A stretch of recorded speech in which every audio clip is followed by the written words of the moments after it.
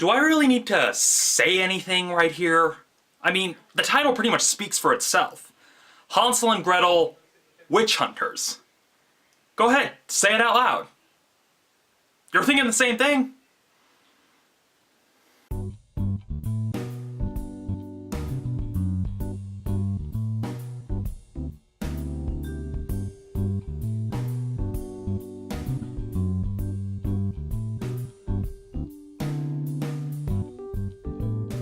First thing I have to say about this film is that for an adult fairy tale, it actually does feel like it's meant for adults. That was the biggest breath of fresh air, is that a lot of these other ones are like, oh yeah, we're dark, edgy, and unique, but we're still keeping to the PG-13 rating so kids can come see it so you can give us all your money, please.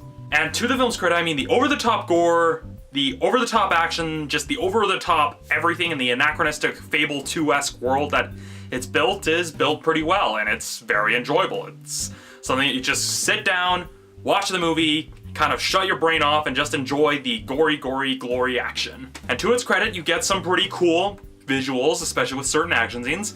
But on that same note, you get some monsters slash witches that look cool and look fairly intimidating, but at the point they're introduced in the story, they're just kind of pointless. It was just basically cool for the sake of looking cool, but not really executed in a very cool way. Now, the only real major flaws with this film, aside from some of the pointless visual stuff, although not nearly as bad as Mama was last week, it was mostly with the story. I mean, starts out pretty well, because it pretty much is like no nonsense from the get-go, where it's just like, hey, we're Hansel and Gretel, we're witch hunters, because we got abandoned in the woods, all that jazz.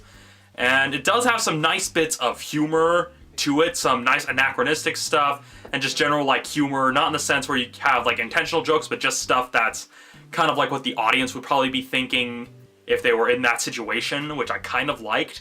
And to be honest, I kind of liked certain aspects of it, such as what happens to Hansel from from all the candy he had to eat as a kid when they were captured by the witch in the first time. I'll get to that later.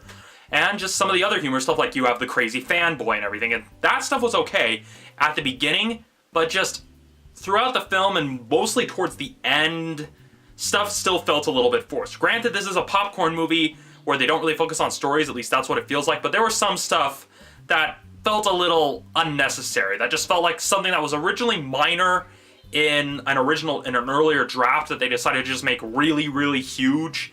And just some of the other stuff they add is a little too Deus Ex Machina for my tastes. The ending just feels kind of almost like a long, drawn-out letdown, because they try to, like, I mean, first they kind of jump the shark with a huge battle scene, then the quote-unquote final showdown isn't even as grand or as epic as the scene preceding it was, and so it doesn't really feel like the big climactic final battle.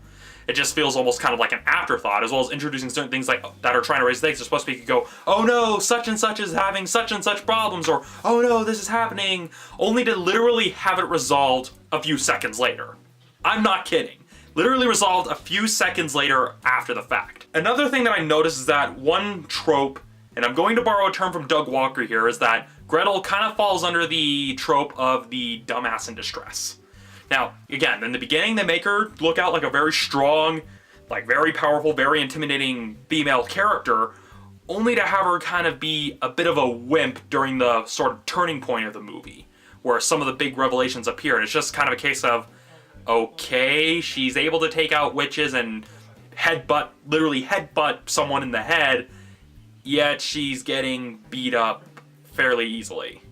That just makes no sense. And again, it's a common problem. This film suffers from the same tropes of certain action films. You've got the contrived love interest that somehow is supposed to become important later on. You've got basically the usual, like, if it's a thing involving a team, you have the thing where the team is separated, where the status quo is challenged. For the most part, it was entertaining, but those are my problems with the story, is that some of the expositional details felt forced. They've suffered from the dumbass in distress trope, and all in all, it's just the ending just felt, I mean, although the ending is a nice, happy ending, for lack of a better term, the way it's kind of executed just feels a bit, like, anticlimactic. Especially when it literally follows a scene that's supposed to be this huge, big, epic climax with all these witches and the witch hunters taking on literally, like, almost hundreds of witches, only to have a very disappointing last battle. It was just kind of a case of, really? You had to draw it out there? You had to take it to a location previously alluded to in the film. You had to take it all the way to try to bring something full circle instead of ending it at the big climax like you built it up. Now, in the case of the acting performances, there's not much to really write home about. I mean, the actress for the main evil witch, I have no idea how to pronounce her name. All I know is that she played Jean Grey in the X-Men movies. She did a good job. Gretel did a good job despite being written with the whole dumbass in distress thing. Jeremy Renner, it was basically a diabetic Hawkeye.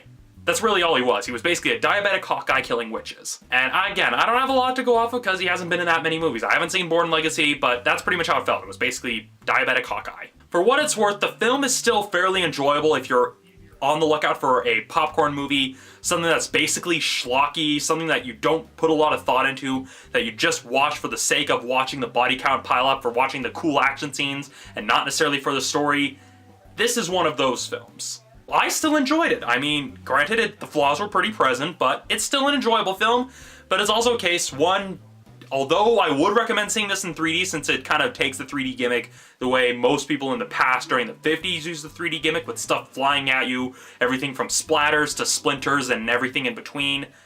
But if you don't want to pay full price, wait for it to be in the dollar theaters. I mean, even without the 3D, it's still a popcorn movie in every sense of the word, so you may as well save yourself the $2 or $3 surcharge, as well as the extra amount of money you'd have to pay to see it full price. So, really, it's a dollar theater movie. I don't recommend really rushing out to see it unless you have like a guys' night out thing, or you have a group of friends that you just like seeing movies with, if you just like seeing like schlocky action movies with. That's the kind of people that will probably enjoy this. Especially if you're someone who kind of like wants to see a different and more adult take on a fairy tale instead of the usual adult fairy tales. This one is definitely just a case of, hey, it's cool, it's awesome, it's exciting. Best way to describe it is that this film feels a lot like a fairy tale version of Van Helsing in pretty much every sense of it. It has like a lot of the same dramatic beats that Van Helsing had, and yeah, that's pretty much all I have to really say about it. It's basically a popcorn, it's a schlocky adult schlocky popcorn movie. It's kind of a case where you go in a movie, turn your brain off, and just have fun with it. But from a filmmaking standpoint, its flaws are fairly noticeable, both visually as well as story-wise. So on my personal scale, I'm giving Hansel and Gretel Witch Hunters a 3.5 out of 5. Now, the reason why it's 3.5 and not 3 is because I still enjoyed it overall. Despite its flaws, it was still an enjoyable film, but the flaws are noticeable enough to actually kind of pull you out of the movie a little bit, where you're just like, okay, this is kind of Drew, okay, why is she suddenly super weak? As for this week's Romney Recommends, I recommend Van Helsing, since I mentioned it earlier. Hansel and Gretel Witch Hunter kind of does to the fairy tale what Van Helsing does to the Universal movie monsters, where it's basically a movie you watch, you enjoy the kick-ass action scenes, watching basically various monsters getting blown up, stabbed, and being dealt with in general. They both have crossbows. They're basically both schlocky action movies that you just sit back, turn your brain off for a while, and just have fun with it. And so that's my recommendation. If you liked Hansel and Gretel Witch Hunters, you probably would enjoy Van Helsing. So that's it for this week's episode of Romney's Reviews. I hope you enjoyed it, and if you enjoyed it, well, let me know what you think in the comments if you've seen Hansel and Gretel Witch Hunters, or if you have any other thoughts. I kind of want to get a dialogue going, even though there's not really much else to say, so yeah, next week, Warm Bodies. See ya then.